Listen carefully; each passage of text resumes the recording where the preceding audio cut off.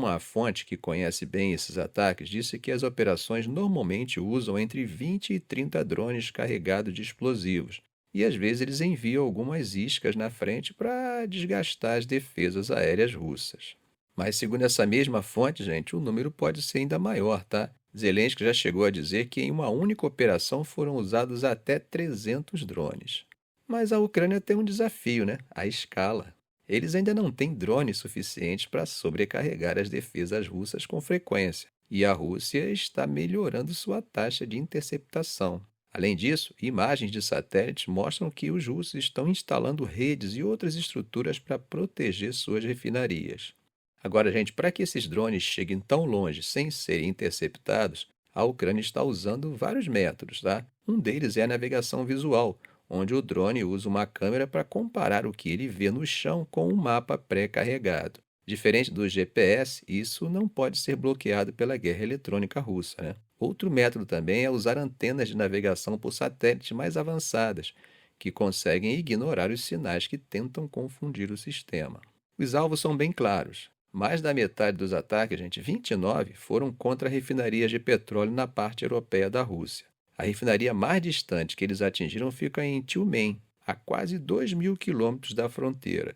Três refinarias foram atacadas pelo menos 3 vezes nos últimos 2 meses. Eles também atacaram 18 vezes as estações de bombeamento, incluindo as do oleoduto de Druzhba, que leva o petróleo russo para a Hungria e para a Eslováquia. E os terminais de exportação dos mares Negro e Báltico também viraram alvos. Agora já tem faltado combustível em algumas partes da Rússia, tá? E o governo teve que proibir parcialmente a exportação de diesel e estender a proibição da exportação de gasolina. Isso significa, gente, que a Rússia está tendo que exportar mais petróleo bruto sem refinar, para não ter que cortar a produção. Bom, gente, agora vamos falar de um assunto mais leve, né? Mas nem por isso menos importante. Hoje, quinta-feira, a China acusou os Estados Unidos de criarem pânico com a história dos controles sobre as terras raras. Um porta-voz do Ministério do Comércio chinês disse que a interpretação americana distorce e exagera seriamente as medidas da China e que o secretário do Tesouro americano, Scott Bessent, fez comentários grosseiramente distorcidos sobre um negociador chinês. Eles também publicaram uma resposta de 7 pontos no jornal oficial do Partido Comunista, depois que os negociadores americanos sugeriram que a China poderia evitar as tarifas de 100% do Trump se voltasse atrás nas suas medidas. A porta-voz do Ministério Chinês, Yong Qian, disse que se os pedidos de licença de exportação estiverem em conformidade e forem para uso civil, eles serão aprovados. E ela negou que a China queira exigir licença para qualquer produto no mundo que contenha um pingo de terras raras chinesas. Agora, do lado americano, gente, o representante do comércio, Jamie Sangri, chamou as medidas da China de uma tomada de poder na cadeia de suprimentos global. Mas o que causou realmente essa nova escalada, hein? Bom, Pequim acha que a culpa é da expansão da lista de entidades do Departamento de Comércio dos Estados Unidos, que incluiu mais empresas chinesas.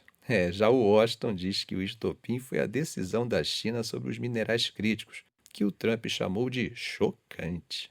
E a briga foi até pro lado pessoal, hein? O BC, na quarta-feira, descreveu o principal negociador comercial da China, o Li Shengang, como ligeiramente desequilibrado e desrespeitoso. A porta-voz chinesa respondeu dizendo que os comentários do BC distorcem seriamente os fatos. Agora, no meio de tudo isso, gente, está o encontro entre Trump e Xi Jinping na Coreia do Sul no final do mês, né? O BCN disse que a confiança entre os dois líderes é o que tem evitado que a tensão saia do controle. Mas a cada troca de acusações, o risco de essa reunião não acontecer ou não dar em nada acaba aumentando. Bom, meus amigos, de Pequim vamos para Gaza, porque o cessar-fogo que trouxe tanta esperança já está por um fio, hein? Hoje, Israel disse que estava se preparando para reabrir a passagem de Rafah com o Egito, para permitir a entrada e saída de palestinos, mas não deu uma data. Isso porque começou uma troca de acusações sobre violações do acordo, né? A grande briga agora é sobre a devolução dos corpos dos reféns mortos. Israel exige que o Hamas devolva os corpos dos 19 reféns que ainda não foram entregues. O Hamas entregou 10 corpos, mas Israel disse que um deles não era de um refém. O grupo militante falou que entregou todos os corpos que conseguiu recuperar e que, para encontrar os outros, precisaria de equipamentos pesados para escavar os escombros de Gaza. De alguma forma, a gente se acaba expondo Netanyahu, né? Pois se os corpos estão sob escombros, eles teriam sido mortos pelos bombardeios israelenses. Enquanto isso, um alto funcionário do Hamas acusou Israel de violar o cessar-fogo ao matar pelo menos 24 pessoas a tiros desde sexta-feira. O exército israelense não respondeu, mas já tinha dito antes que alguns palestinos ignoraram os avisos para não se aproximarem das posições israelenses e que os soldados abriram fogo para remover a ameaça. A COGAT, que é a agência militar israelense que lida com os assuntos civis palestinos, disse que a passagem de Rafah não vai abrir para ajuda, porque isso não estava no acordo. Toda a ajuda humanitária vai ter que passar por Kerem Shalom, que é controlada por Israel para passar por inspeções de segurança.